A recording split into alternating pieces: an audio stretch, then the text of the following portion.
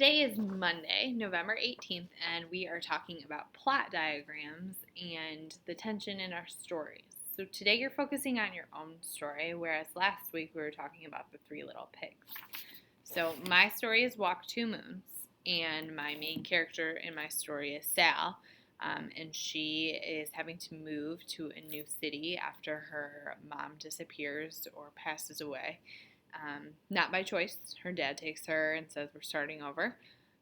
And so she's in a bit of a pickle with having to start over in a new spot. And so you're each going to get a plot diagram that looks like this. Your exposition is down here. That's how your story starts. So how does your author introduce you to the characters? What kind of setting is going on in your story? What sets the story in motion? Then, as we go up our plot diagram, this is called the rising action. So any event that leads up to the big turning point in this story would go under the rising action. You'll notice I only put two spots here because I really want you to focus in on the big two events in your books that lead up to that climax.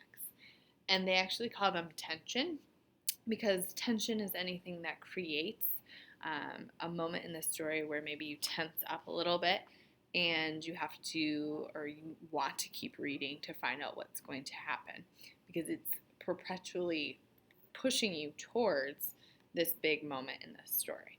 Okay, so these are two events. You got to think your big two of what happened in your story. And maybe you haven't hit the turning point in the story yet, and so you're only going to fill in these two spots today. Climax is the turning point in the story. That's the problem of your story. Sometimes your character will be faced with a problem. Sometimes they will have to go on an adventure of some kind. Sometimes it's an aha moment that they have, but it's where the story changes. Then coming down is called the falling action. This leads to the resolution or the solution to your story or problem. Again, you have two pieces of tension, so these are going to be events that lead to that resolution. So anything between the turning point and the resolution that helps push the story towards the end and the solution you would put here. And your resolution is how the story concludes.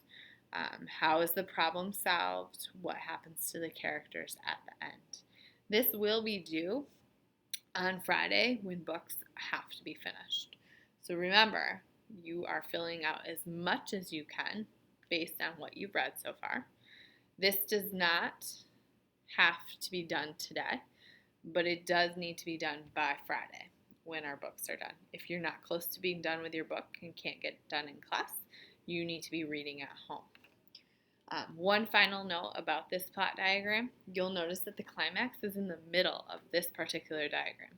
That does not mean that the climax is in the middle of your book, okay? Some climaxes happen at the very end of the book, some happen earlier on in the story, and some are in the middle, but it doesn't not mean that it has to be in the middle, okay?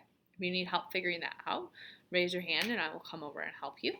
If you need help along the way with any of it, raise your hand and come over. I will come over and help you. So your job today is to work on your plot diagram while you are reading, okay?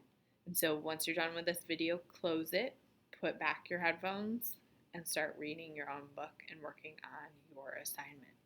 It should be quiet, okay? The only way we're all going to get our books done is if you respect one another and you don't talk, you don't interrupt people, and you let them get their work done, okay? Thanks.